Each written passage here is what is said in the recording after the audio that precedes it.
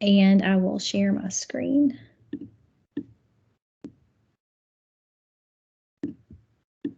Oh, I said it would. All right. Thumbs up if you see the PowerPoint. Okay, good deal. Thank you, thank you. All right, I'll make it a little bit bigger. All right, well, welcome back. I hope everybody had a wonderful holiday, much needed rest, and we're back in action. So I will move over to our standing item, our how we begin each of our meetings. So wanted to bear with me, please. I'll read through our preamble. Our conversations on our topic today for public school funding are not intended to reflect on the current BEP funding formula. The current BEP funding formula will remain in place until a new funding formula is recommended to and approved by the Tennessee General Assembly. The public is encouraged to submit comments in writing to ensure that all communications are thoroughly documented and can be reviewed and considered in the future. Public comment is encouraged to focus on developing a new formula rather than revising the current one. Consider what should be funded in a new funding formula and at what level. Subcommittees will be responsible for reviewing public comment, which we have had a batch of that to review over the holiday, and making recommendations for what should be included in a new funding formula. While all committees, subcommittees, and members of the public should feel free to communicate openly, documents and records may be subject to public inspection pursuant to Tennessee Public Records Act and be publicly posted or otherwise made available. All recommendations that are submitted by committees and subcommittees will be reviewed and considered, but not all recommendations will ultimately be included in the proposed new funding formula. So thank you for bearing with me as we set our work in motion this afternoon. So our agenda, I'll kick it over to Director Starnes and we'll move through. All right, thank you, Dr. Fox. Welcome everybody, and as everybody said, a Happy New Year. Glad to see everyone back with us again. And want to start today by just reviewing a little bit from meeting 3. And what we talked about there in the must-have category was SROs, 1 per school, nurses at every school or national level, counselors at 1 to 250, which is the national recommended ratio, school psychologists at the national recommended ratio, teacher salary and benefits. We talked about increasing the minimum base salary to $42,000 and connecting it to the previous legislation for increases and trying to build in some kind of annual inflationary cost of living to the base salary. One thing that I think it was Maryland that I was looking through or whatever, they have a COLA built into their formula. So I thought that was really interesting to take that into consideration. Class sizes, current law remain in effect in regard to grade level averages and maximums for class size within the base.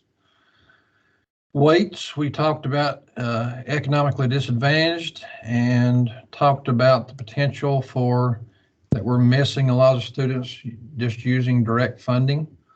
I think a lot of other states looking through those funding models, they fund all free and reduced students as a part of a weight. So I think that's something we will discuss here in a few minutes. Students with disabilities, talked about tiers based on option level. EL, consider higher funding level for year 1 and 2, or basically while they're still coded in L versus a T1 or T2. And then direct funds, I think we talked about safe schools, coordinated school health, family resource center, and pre-K. Now, looking at the presentation from the commissioner to the governor, and I think the move is to include all those in the base formula, moving all those outside funding sources in. Summer learning, transportation for summer learning, and high dosage tutoring. We talked about outcomes, strategic compensation tied to completions, AP, etc., bonuses for those impacting the specific change you're looking for. And then we talked about other targets there as far as maybe a work keys gold or higher, work ethic diploma, AP tied to pass rate rather than completion. So that was kind of the short summary of what we talked about. Looking at long shots, we looked at sparsity, fast growing, public charter enrollment fell into those categories. And then for outcomes, strategic compensation tied to accountability. We felt like that was a long shot.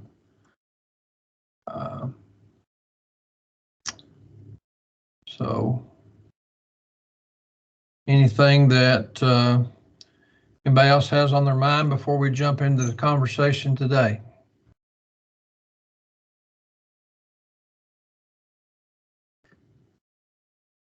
All right.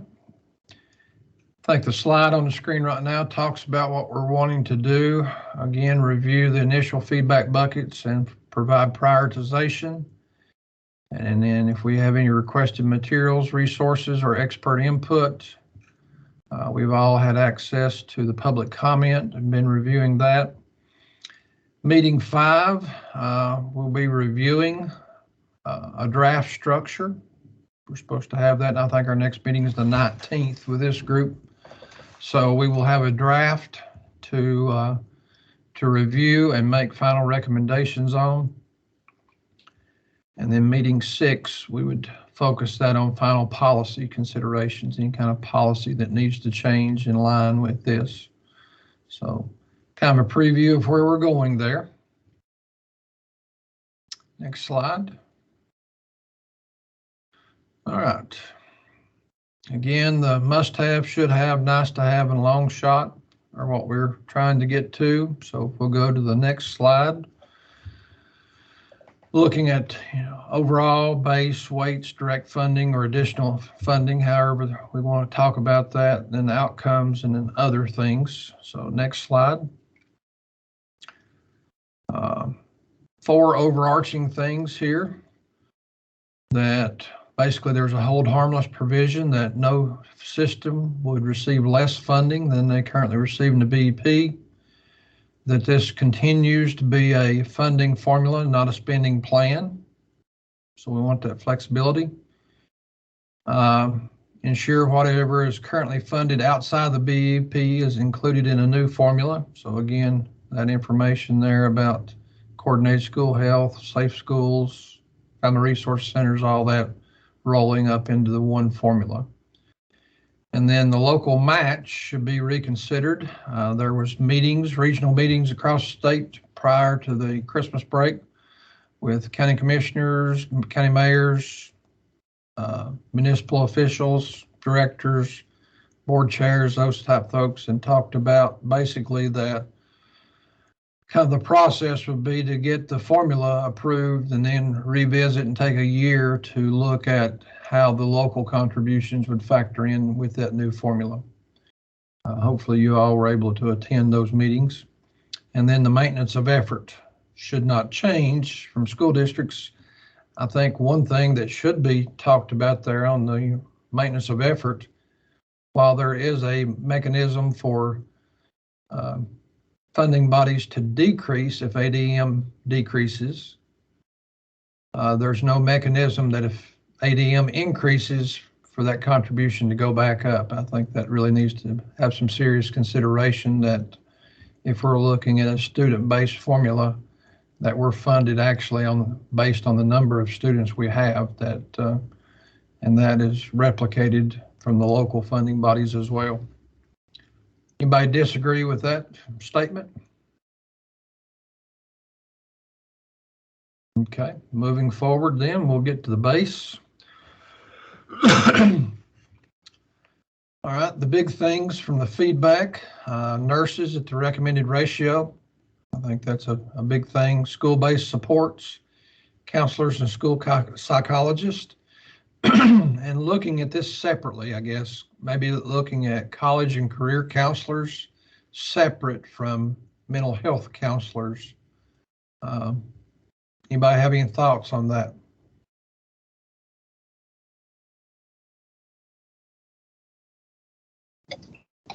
And this is Joey Vaughn, and I really like that we are pulling those apart. The career counselor with the mental health counselors, I think that that's a huge need. So thank you for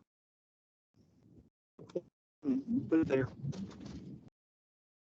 Thanks, Joey.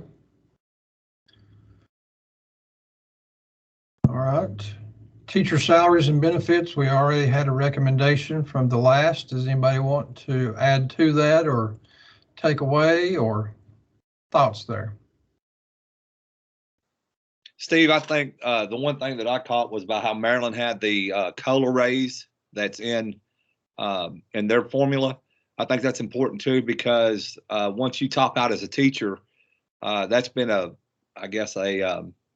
issue that I have a lot of teachers that have 20, 25, even 30 years that, once they top out, there's nowhere else for them to go. And they don't want to get into leadership, so they don't want to go into another position.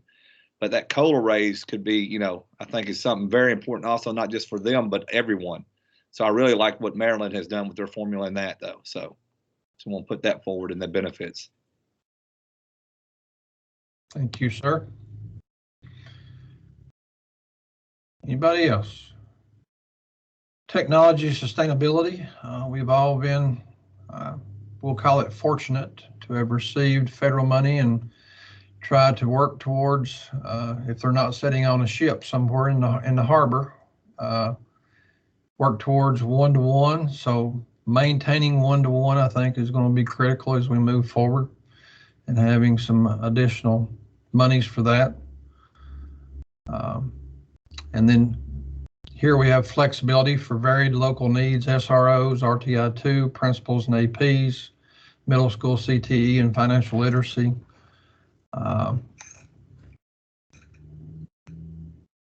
Is there anything that we've not discussed here in the base that we think should be considered? One thing that just kind of came to me is that we have middle school CTE down there, but we don't have CTE. So I think part of our conversation today needs to think about, are we going to leave CTE in the base? We're going to apply a weight to that, or are we going to look at additional dollars for CTE? Because you all know as well as I do, the consumable cost and the equipment cost for a CTE program are much higher than a regular classroom. So I think there needs to be more than just that factored into a base, that it either needs to be under the weights or it needs to be under additional dollars. And I'll open the floor for your thoughts on that.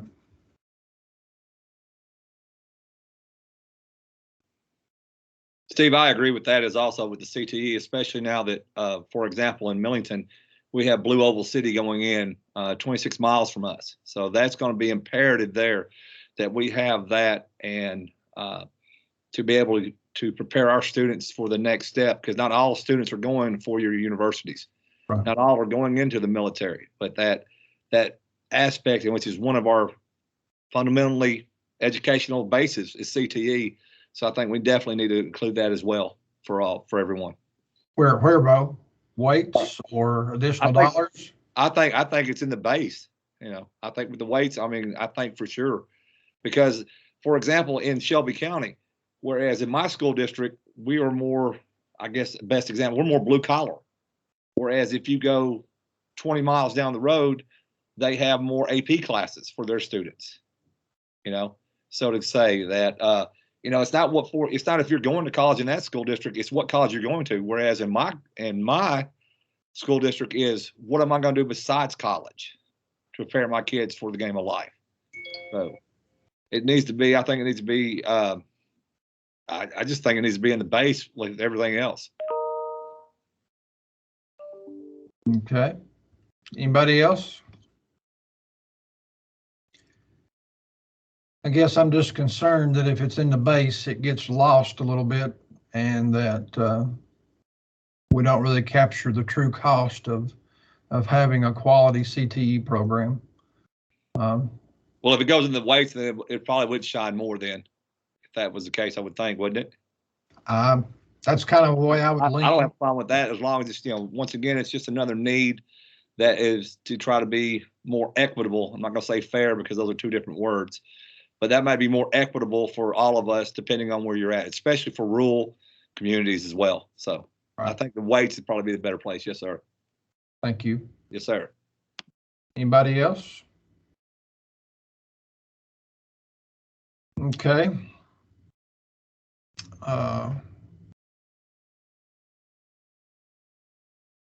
Looking at prioritizing these as far as this, and Janice and I had talked earlier, and I thought it was interesting. Another one of the subcommittees had looked at their top 5 as they looked through this as teacher-based salary, talked about pre-K being a big thing, college and career counselor, social emotional counseling, and then transportation. We talked about last time that transportation needs to be looked at from the lens of all students, all distances. I strongly believe that because I don't believe we have very many students in our society today walking 1.5 miles to school, regular ed students. So I think that has to be one of the considerations, that all students are funded for all distances, and making that adjustment. Then still must-haves on their list was technology, maintain one-to-ones, SROs, 1 per school, and then nurses. So as we think about what's on the screen or what we want to add here, what's our list of priorities here in the base?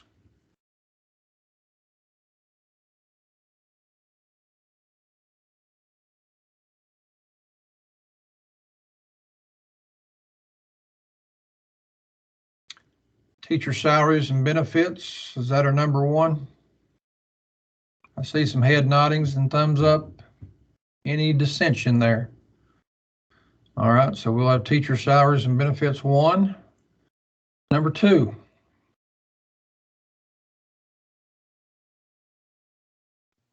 I'd say school-based support, because we know right now more than ever we need more counselors and psychologists with what our students, and not only our students and staff, are going through right now, to be honest. Dr. Fox, if you will list that one as that separate school-based supports, but college and career counseling, and in addition, mental health and school psychologists. What's the social emotional counseling? Sorry. All right, 3.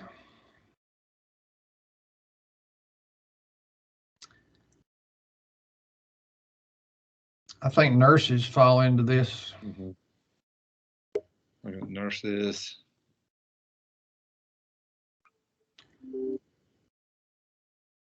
Technology sustainability.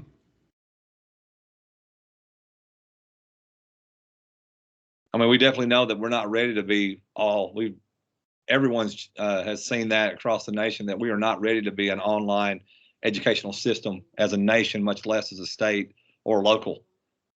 I could just vouch for my school district on that. So I think that would be, because, every 3 years, the technology we have is obsolete. So.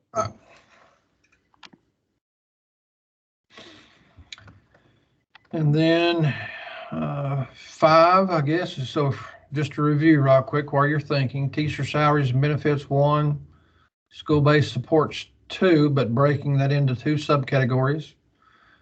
3, nurses. 4, technology sustainability. 5, SROs, and 1 per school. Thoughts on that one? Sometimes that can be controversial.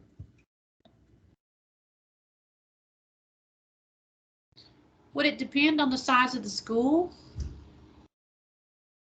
I mean, if you have one of these high schools that has 2,500 students, would you maybe need more than 1 SRO? I don't know. I'm just asking the question. I think that's a valid point. But if we looked at funding at a minimum of 1 for every school, I think that's maybe a starting point, but you may be right. Maybe there's a ratio that we look at, 1 per school, and maybe an additional for over 1,000 students or something. I don't know. What do you all think? I'd say definitely one per school, and then possibly build in something that would, for schools over this amount, there would be an additional one at this ratio. I'm just making that up, but definitely one per school for sure. Okay. I mean, I could see for at least one per 1,000. I mean, like we had for nurses, what was the ratio there? Was it one per 3,000 on the 3,000? nurses. I think it needs to be, safety and security is a major issue right now, like it always is with us as educators. But now I think the world sees it now with everything going on. Maybe one per at least 1,250. Anything above that, or something in that regard, I don't know. But I think, at least having one makes a big difference for sure. Because I know I've got one school that doesn't have an officer right now. One per school, and then an additional one for schools for more than 1,250. I think so. That's a lot for one person to cover, but I think one could cover 1,250. I think that's reasonable. Okay. All right. Is that a top 5, Dr. Fox? Is there anything else that we think should be a must-have here as far as consideration?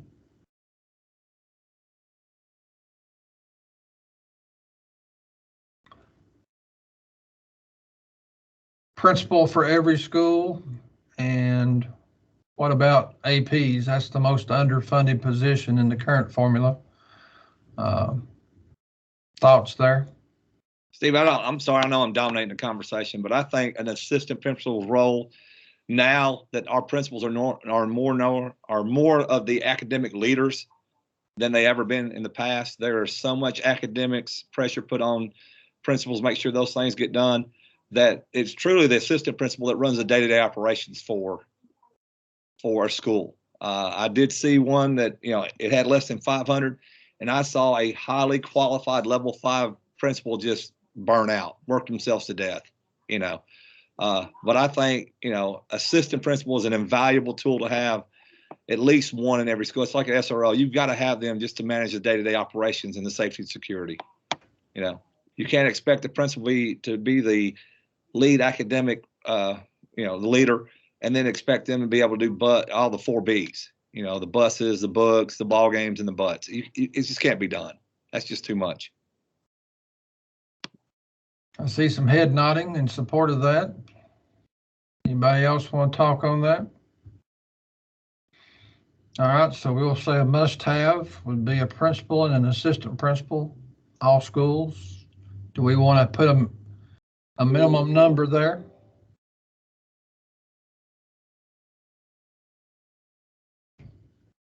Assistant principal for more than 250 students, or we just want to say all schools? I think a minimum of at least one for all schools. Because when you start talking about getting above 500, you get another one, something of that nature. So, especially it's a big difference between the elementary, the middle school, and the high school role. Those are 3 significantly different roles, and there's more responsibility on the high school assistant principal than there is at the elementary. Not saying either one of them is more important. It's just a different role. You don't, as a high school assistant principal, you don't have to be at all the ball games. As in the elementary, but you're more involved in that academic piece with the 3 R's, so to speak. So I think at least one per 500 students. Okay. Hold on. I think we went to one per 500 and we were at one per 250. Were you saying an additional one at 500? Yes, I was saying an additional one at 250 is fine with me. We could get 250. That'd be even better, Joey. I agree on that one. If we could get one for every 250, that would be amazing. Because I know we have more assistant principals in our schools because we know we need them for the day-to-day operations. So, but 250 is a good solid number too as well. I think 250 might be even better. All right, we've got 250. One AP per 250. All right. Anything else? I can just chime in there from that role as an assistant principal. We're just under 600, and we are run ragged every day. It is, if we could have somebody, that could just pick up some of the extra duties, and especially if I have to go pick my little girls up and I can't cover the ball game, my principal has an appointment. I mean, I couldn't imagine if there were 3 of us, what we could do at this school. I mean, it'd be unreal. Very tough job. Okay, anything else on the base before we move forward? All right, looking at weights. As we said, there was some conversation here. It's been kind of lumped into unique learning needs. I think students with disabilities, probably the top one here. Doing some thinking, and I'll throw this out there to start discussion, and you all tell me where we want to go with it. But if we looked at tiers for special education, and tier 1 was options 1, 2, and 3. Option 1 is consultation. 2 and 3 basically is a class or 2 per week based on hours of service. Tier 2 would be options 4 and 5. And then tier 3 would be options 6 through 10. Option 6 means you have an assistant at least 20 hours a week.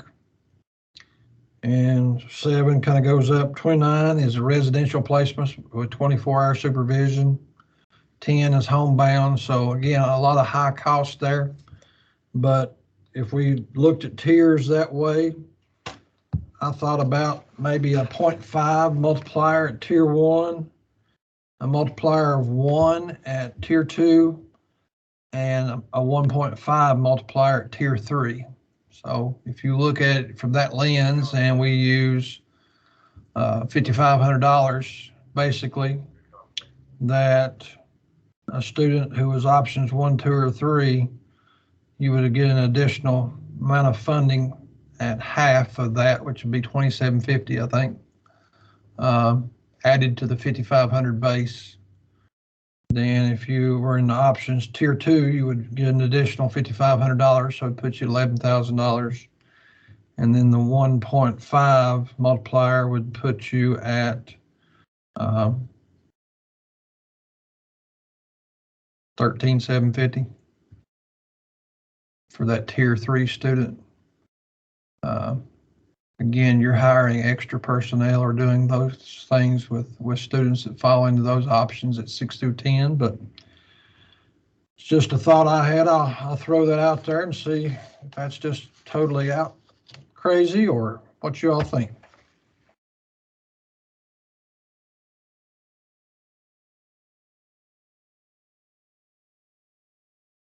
I don't know if silence is good or bad.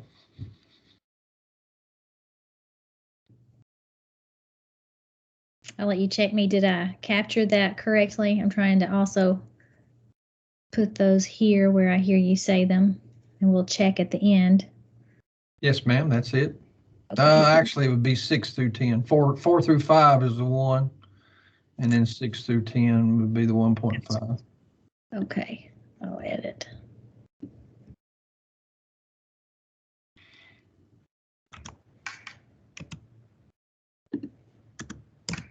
Steve, I think those are reasonable numbers. I think it represents pretty well. Bruce, any feedback? No, I think you put a lot of thought into this, Steve. Yeah, I can't say I would do anything different. Sure. We okay with rolling with that? Okay. Thinking from that lens again, looking at it, maybe ELL would be the next one we would look at. Again, having a tier, I think, if you're still coded as an L, that's much different than being a T1 or a T2 as you transition out of passing that WIDA. So if we maybe looked at a 0.6 on the L codes, and I guess to kind of do this the same way, let's say tier 1 would be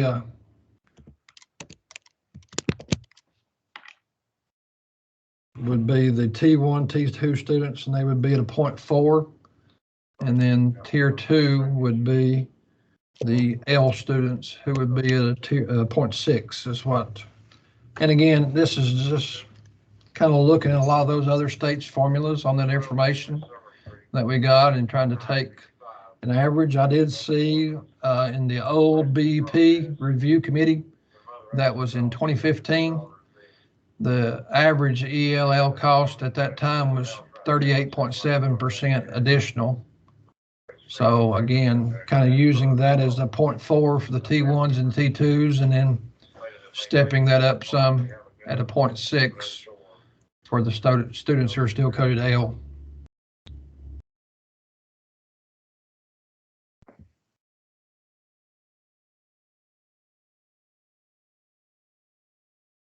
Any feedback? I don't mean to just plow through here, but if y'all speak up if you have things or. Okay. I think it needs to be increased, Steve, but I think that's the ultimate thing, is that we have to be able to, like you said, this is something we have to visit every year, because we know that every year brings on different challenges. So, this is not just a one-time fix like we've been dealing with for the last 15 years. So I think, increasing it by that much, but we know that what learning loss we have to deal with in the next 4 years is going to be different than it was the 4 years before because of the pandemic. So I think it's imperative that we have that flexibility to increase when we need to, but there may be situations where we have to decrease in situations because we have solved that problem. We can move on to the next one, so to speak, I guess. Okay. But I think that's a great starting point, though. Thank you. Economically disadvantaged being the next one. Again, I feel very strongly that all reduced and free students should be accounted for, because you're having the same issues with difference in language development and the amount of vocabulary that they're coming to school with, and the challenge those poses for reading instruction and everything. So I would advocate for reduced price lunch at a 0.3,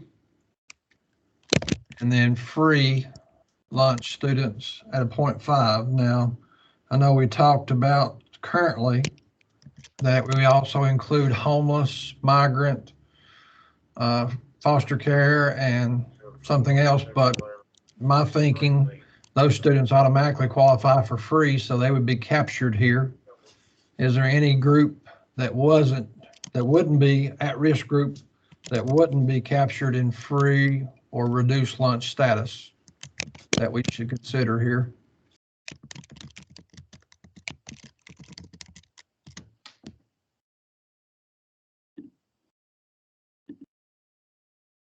One concern I have here, and I'm not sure, I don't know how this is going to come across, but pretty much, well, no, not pretty much. Everybody is eating free right now.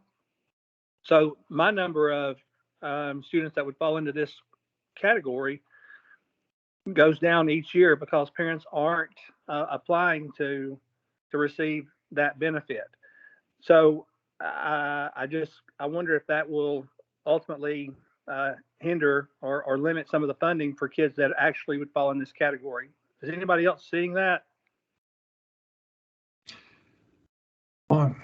Yes, and I think there's going to be a cliff, so to speak, that when this everybody eats free runs out, then we're scrambling again to try to get people to fill out applications and those type things. And, that again, with everybody eating free and everybody, all churches and different organizations providing a lot of assistance now, there's been additional monies. I think the direct certification numbers are going to decrease as well, because people are not wanting to go through the hoops, so to speak, of applying for those benefits. And if you're in a rural area, do you have transportation to go and sign up and access those benefits? So I think those are all considerations. But to take your point, if we get back to the situation we've seen previously where we're asking everybody that if you're not direct certified, you're filling out an application to qualify. I think that would capture the students then, but I share your concern, Joey, that we're going to have a period there where we're scrambling to get that back in order. Thank you. I agree. And I think 3 and 5, I think those are good.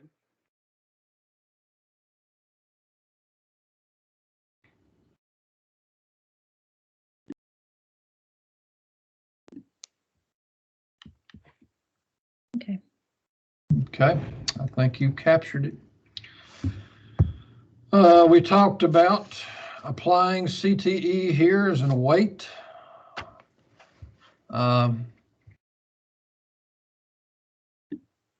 So what does that weight look like? Obviously, in the weighted full-time equivalent split between multiple systems and everything, there's weights applied there. And we know that different programs cost different amounts. One of the funding formulas, I can't remember which one that I reviewed, had that kind of broken down, that maybe advanced manufacturing and, they were at one level, and family and consumer sciences was at the least funded level because not needing as much equipment or something, as a welding program or an automotive program, or, does computer or IT fall in the middle? Where does health sciences? So just trying to think through, do we continue to advocate on this tier system there, that we establish 3 tiers for CTE, and then look at, what it's actually costing you for consumables and equipment for those programs. And I don't have this one already thought out, so please jump in.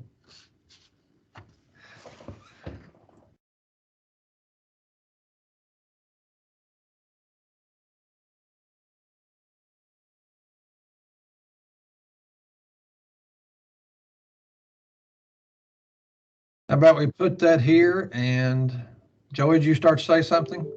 Well, I'm not going to add a whole lot, but my thought was there's some talk about extra a tier for AP courses. That may come up later, and those things. I would think that CTE is every bit as important. So the weight there should be similar. Okay. How about this? We will suggest that CTE be considered as a weight and advocate for 3 tiers based on programming. And then we'll come back and give us a time to think through that and try to look at the different clusters and what tier they should fall in. How's that? Everybody okay with that plan? That makes sense, Steve. Okay.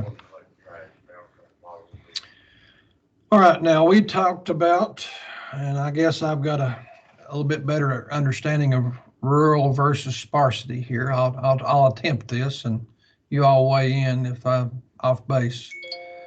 Rural, we would use the federal definition of rural, and basically it's distance from a metropolitan area there. Sparsity would be the situation. There was a couple of them that fell in there. For example, Campbell County, which is located north of Knox County, is a very rural system, but because of the distance from Knox County, they're not meeting the definition. So taking in those anomalies, for example, Hickman County was another situation that was given, that they are the 5th largest geographic county in the state, but again, not a lot of tax base, so to speak. So sparsity takes into consideration those additional demands as far as transportation or those type issues.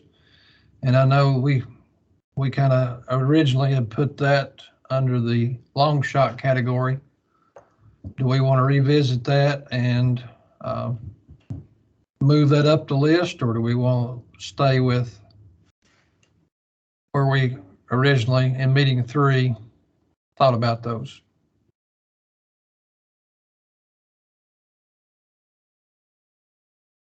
Would this be a should have or a nice to have? What's your thoughts here? How many counties do we think would fit that qualification? Obviously, we named 2. I think Greene County, where the county system where we're located, they are the 2nd or 3rd largest geographic county, so I think they would be there. You know, do you look at, I would think Lake County, is Lake County the one right above Shelby, Bo, or O'Bine? O'Bine in Lakes above O'Bine, okay. So I would think, you know, possibly those could fall in there. Yeah, and Steve, I may be wrong on this, but I think by the definition of sparsity is the available resources. For like example, Millington's in Shelby County, but we're under the rural aspect. But you know, as far as that goes, but we still don't have public transportation, buses. We don't have this, you know what I mean, because we're so far from downtown Memphis and you know those kinds of areas. So, but I think it goes back to what is your definition? If I'm in a rural community, it's one thing, and if I'm and like you said, Hickman, it's a big difference as far as what kind of funding I get on that. I think it just goes back to based on needs for each district. Should or nice, or we want to leave it at a long shot? I'm going to go with at least nice. I think it needs to be at least nice because I know it makes a big difference, especially for those that are in, like for me in Shelby County, I have access to more possible grants and more possible resources because I'm rural compared to just like I said, 20 minutes away from me, like the Bartlett school system. That would be an example, just because of 20 miles. But we're still in the same county, but it's still playing by different rules. Right. I would agree with nice to have. Okay. Anybody disagree there? All right. Charter enrollment, we had it in a long shot. And I guess just to throw it out there, the reason for this suggestion, I think right now, as far as facilities, there's a separate pot of money that goes to public charters for facilities. And that's kind of why that was thrown out as a weight. We had it as a long shot. I'll defer to the committee here. Do we leave it there or do we move it up?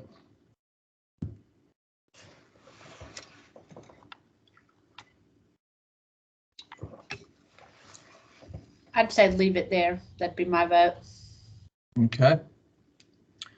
See another thumbs up and head nod. So with no dissension, we will leave it there.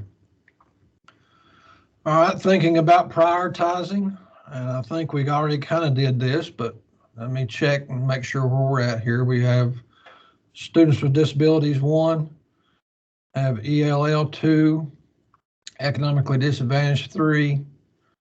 Then if we continue to look at that, rural, then sparsity, I guess. I'm sorry, CTE would be 4. Then rural sparsity would be a 5 if we're ranking a top 5. Is that how everybody else feels? Okay. So I'll make sure, yes, please make sure I didn't. Students with disabilities, ELL, economically disadvantaged, CTE, rural sparsity. Okay, very good. Yep, gotcha. Fox, you're on it today. Thank you. Well, for the moment. All right, if we can go to additional dollars.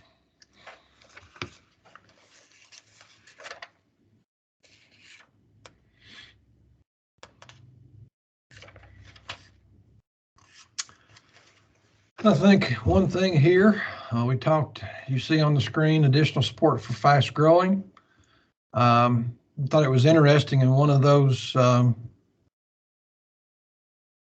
guess it was the BEP report. I've read so much stuff trying to remember where it came from, but looking at that information, there was even, I guess, recognition that if we continue to be funded on a prior year numbers, that you're funded for all growth, not just growth over a percentage or whatever, that you're funded for all growth over the previous year, basically, again, adhering to dollars for every student type philosophy. And I think that, your payment might be late, but being able to get that payment during that current funding year would be helpful, I think. Middle school CTE, again, looking to expand those type things there. If you need to build, I think falls into consideration to be able to offer different CTE, middle school CTE programs. Continuing the innovative high schools and things that we've been able to do with the ESSER dollars. And then high dosage tutoring, because that's coming in 2023. So some additional dollars there.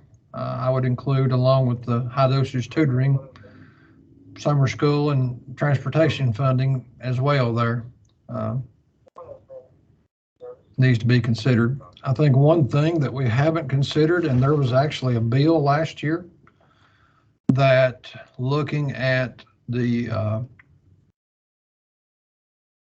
online gambling or online sports betting revenue, tying that to infrastructure. I think there does need to be consideration here for infrastructure monies under additional dollars, that as we have good times, so to speak, that there's pots of money that can be applied to help with some of that. I think a lot of us are in the situation that we have 60, 70, 80-year-old buildings and lots of needs. And while the ESSER dollars have certainly helped, after 2024, those are going away. So thinking about that moving forward, I think infrastructure funds are something that definitely need to be considered here, and looking at ways to have dedicated funds going to those. Thoughts on that?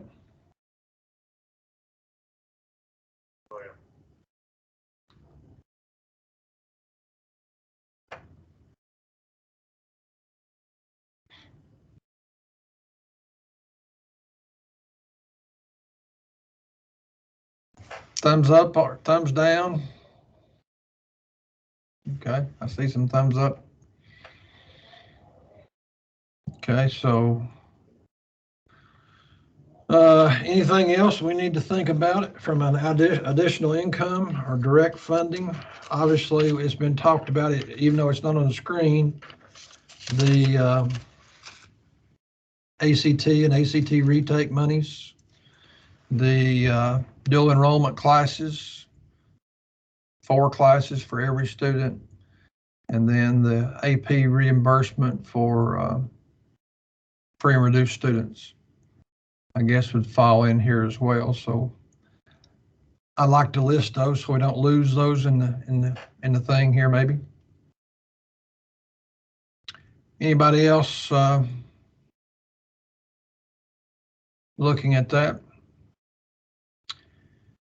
If we were thinking about ranking these, what would be your top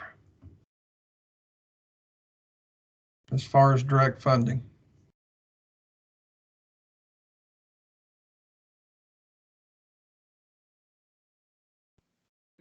I would say fast growing, the high dosage tutoring, and in that with transportation, and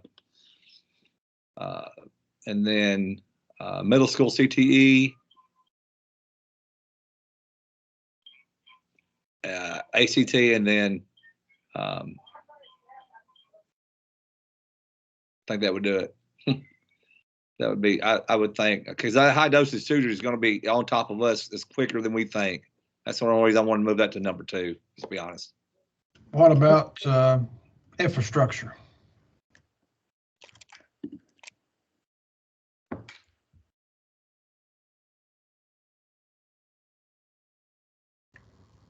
Yeah, I think infrastructure's got to be on the list somewhere there. I mean, I think we all saw with the ESSER dollars really, I mean, people had to pour some of that into infrastructure, and there's just been such a lack of funding there for years.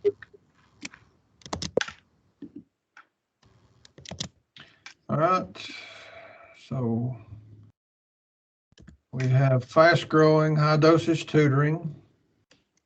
We had middle school CTE. Was that number 3?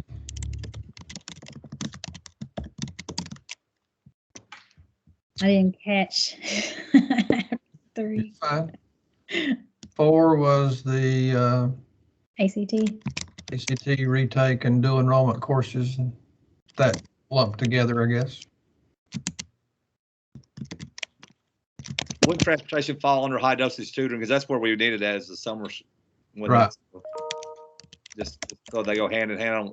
If we don't list it, then they'll fly by it. Well, sure. I think what he was saying, Dr. Fox, is high dosage tutoring / transportation. Summer school transportation or something to that effect. Included as number 2? Yes. Gotcha. It's just like those go hand in hand. You really can't have one without the other. Or it's maybe we designate that as summer school transportation so they don't think we're talking about regular transportation. Gotcha. Okay. Are we good there with the ranking? Anybody dissent? Okay. Outcomes. World peace. Oh, I'm sorry. No, not now. Sorry, my bad.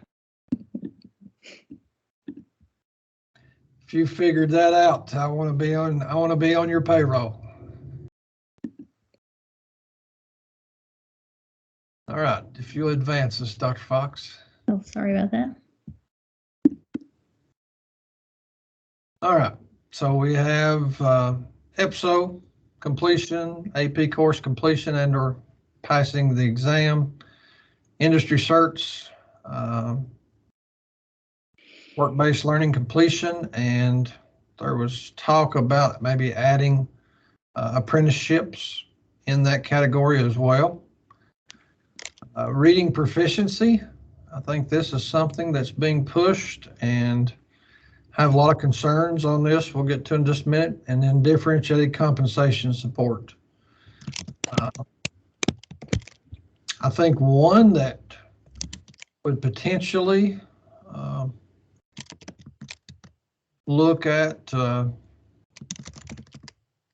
we already have a recognition with graduates with honor and distinction. What do you all think about including those here with outcomes? But they're already on the books. It's already something we do, and I think it would incorporate a lot of these other areas that if we have graduates, and obviously that's something that was thought out very thoroughly and put in state board rules and regs, and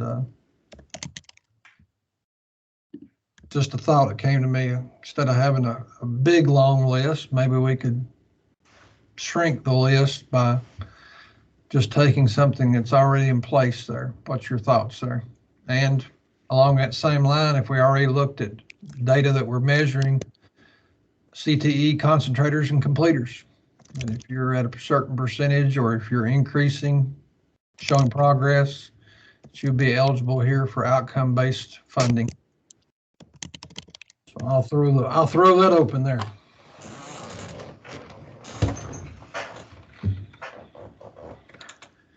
I agree with Steve. I think that covers everything. Steve, I'm like you. The reading proficiency, the one thing, multiple ideas of measurement, I think is imperative right there for us, because we know that what we're using right now, does it really measure their reading ability?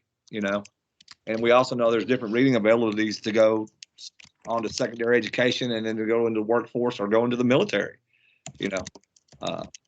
So I think that's we've got to have the multiple ideas on measurements for reading proficiency for everyone to be equitable, for sure. It can't just be a third grade TCAP. No, sir. No, absolutely not. Because we know that we move it doesn't matter. At the high school level, we know we get students constantly that have a 5th and 6th grade rating level, and then we find out that they have a phonics issue. And then we can fix that phonics issue in 6 months. And once we do that, they start to really develop and really get more involved in what they want to do, especially at that high school level, now that they're not struggling through the reading aspects anymore. So I think that's invaluable right there for sure. I'll throw this conversation we've been having with the Superintendent Study Council Executive Committee. I'll just throw this out there and let you all stew on it a little bit, but talking about, obviously, with the new 3rd grade retention law coming into effect shortly, the approaching category from the 26th percentile to the mid 60th percentile. So the students on the upper end of that approaching category are on track to be college ready and score 21 on ACT. But yet we're talking about potentially forcing them to go to summer school and or those type things, retaining them if they don't. Talked about potentially having a reading passport, that a student that scores in that approaching category, if they can show a certain Lexile level, that they have the ability basically to have a waiver or would exclude them from having to do that, which would better allow us to focus our resources on the students who actually need the additional help and everything. But that's something we've been talking around and trying to see if there's support for something like that. But since we're on reading proficiency, just wanted to throw that out there.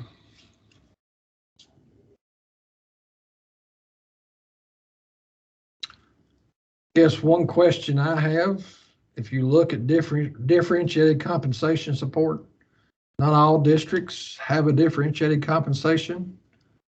So what does that look like for districts that have it versus don't have it? And do we just look at, you get X number of dollars for every teacher that's a 4 or a 5, or do y'all have any thoughts or insight, Dr. Fox, on what that actually, that conversation is about?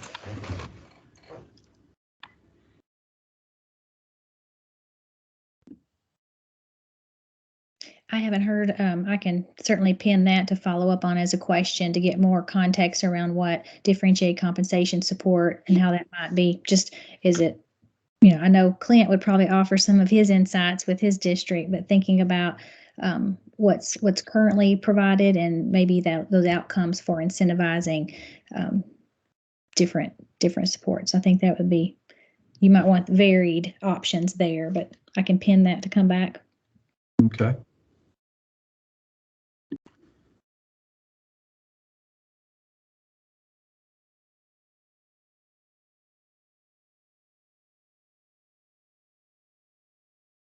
So thinking about what's listed on the screen there, early post-secondary, AP, all that could be captured, I think, in the graduates with honors and distinction. Something we're already measuring, already recognizing, or already have a set of criteria for.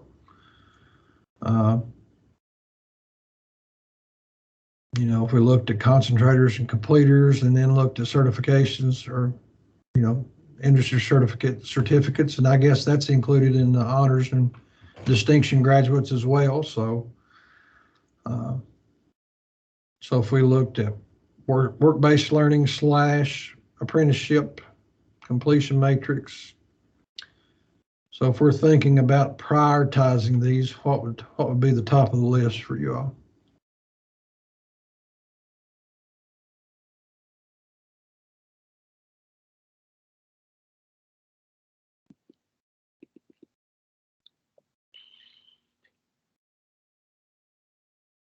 Steve, I think with the looping out grouping that group together for graduation that we already have established, maybe one. Next would be reading proficiency. I think the last thing has got to be differentiated compensation support, because that has always been a very controversial issue, and that's very, very difficult, especially for administrators. That is usually the number one issue that administrators have with teachers is that they disagree with their score. And, you know, and as much as we use the rubric and everything else, it still is a major issue of controversy between administration and staff. So I think definitely the compensation support should be at the end. But, you know, grouping everything up in front first, and then with the proficiency of reading with multiple ideas of measurement should be followed, and then so forth and so on. I would add CTE, concentrator, completer. Yes, sir. And that.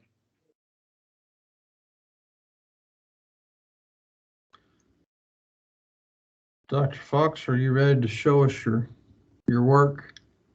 Speak.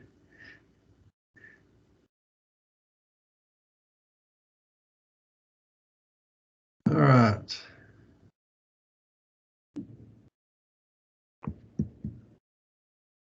If you will put concentrator / completer.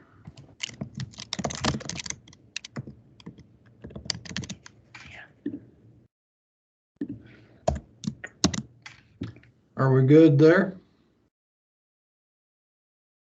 All right. Okay. And Is there anything that's not on the list that we want to look at? I guess that's the next question there about all students or only students with historic achievement gaps.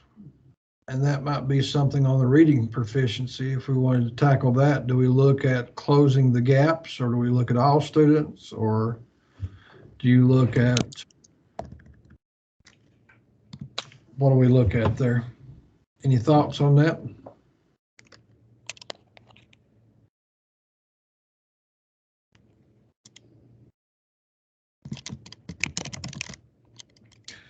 Oh, before we leave outcomes, I had one more here I thought of. Tennessee Promise eligible.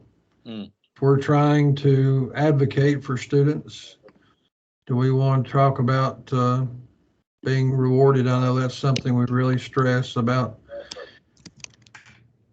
Filling out the Tennessee Promise or Tennessee Achieves application, doing the FAFSA, getting community service, doing all those, trying to remain. And I know a lot of students don't take advantage of it or think they won't take advantage of it, and then their circumstances change. So I think it would be important to incentivize more students to stay eligible as long as they could, so they would have those options.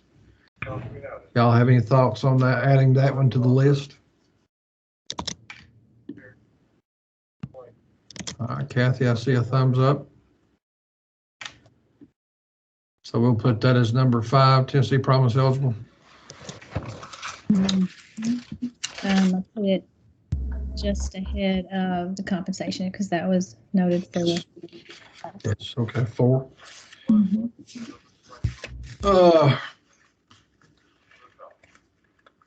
Y'all stew on that, and when we get a draft, we will try to figure out where we should fall there on subgroups or groups. One last thing I would like to throw out there.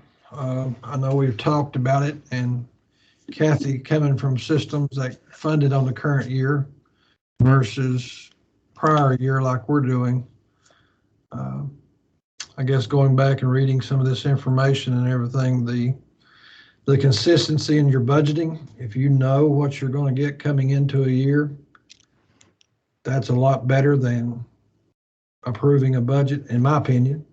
That's just my opinion.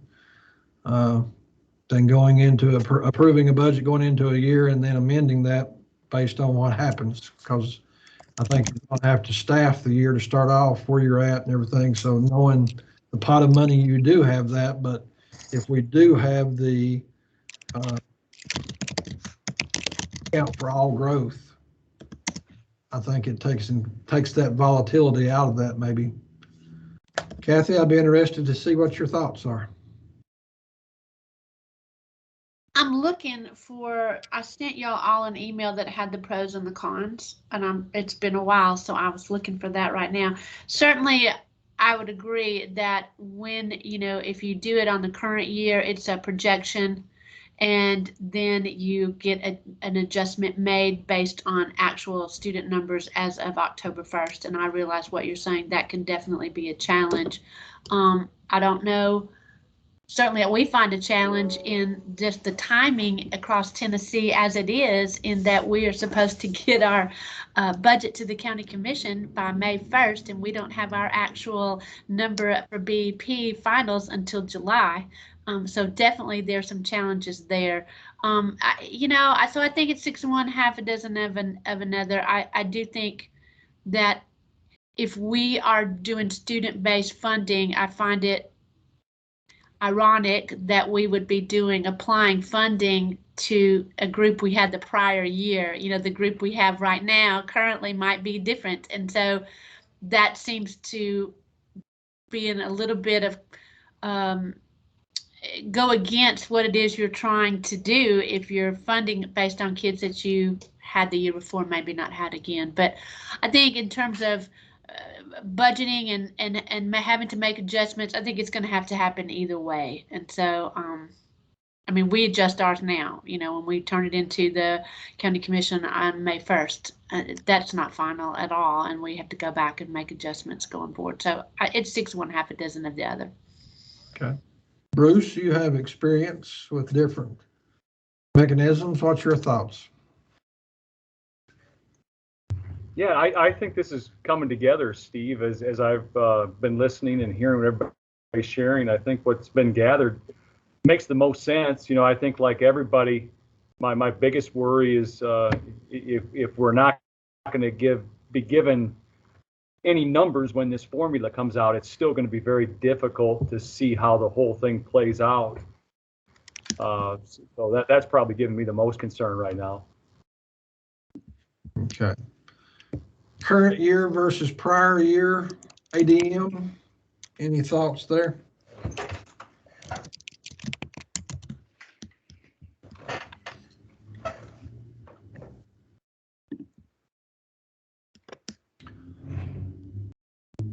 I would just advocate that if we continue to use 4 different months or whatever, that they be balanced.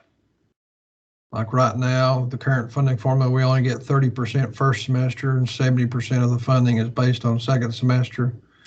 I think that should at least be a 50-50 per semester if we're looking at multiple months. Thoughts on that?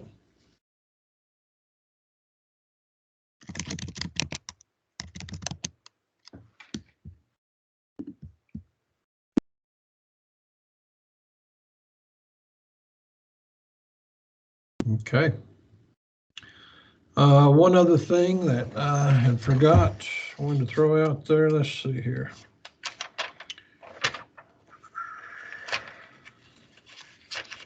High cost reimbursement. Let's go back to additional funds there for just a second.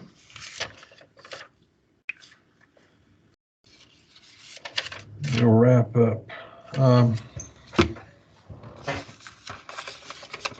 Basically right now, what high cost reimbursement is, if you're expending a certain amount of money over and above a threshold, then you can apply for reimbursement for those costs from the state. So it's a way to recoup those really high cost students. So for example, if you're placing a student in a private placement and that's the IEP team decision, and that's costing you $20,000 a year, if that's over and above the threshold of, and I don't know exactly what it is, I'll just say $15,000 as an example, then you would be able to potentially request a reimbursement for that difference between that threshold and your actual cost. I think that's something that probably should go here, and maybe the additional dollars. What's your all's thoughts on that?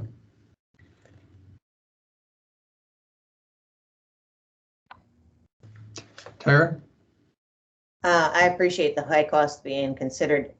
Would that also be a consideration for those students that we have enrolled that I don't believe are included in the ADM, the 18 to 22-year-old students that we continue to serve until they're 22? They do count in ADM, if I'm not mistaken. do they count as one of the options? Yes. Yes. I don't know if they would qualify for the high cost, but potentially they could. But my understanding is they do count in the census, and that might be something we want to verify. Dr. Fox, is 18 to 22 do count in our census of primary and secondary options.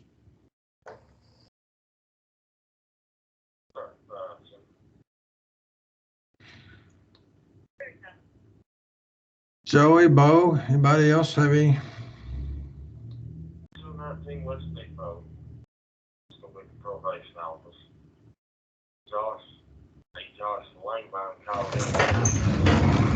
I'm good. Just listening along. I think are covering it well. Listen to me at the same time on the commissioner's call too. So got a lot of things going. Definitely. Okay. I've captured what you noted here. Just I can put that.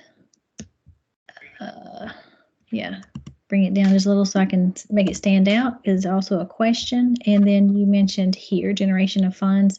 Just thinking about that process, discussion on more of a real time benefit there, and then your question around current year versus prior year. I captured the split if we're looking at it across multiple months. All right. Okay. Anything we hadn't covered today that we need to get on the table? I know we're a little bit over, but I think we've covered a lot of ground today. Mm-hmm. Really good. Very good.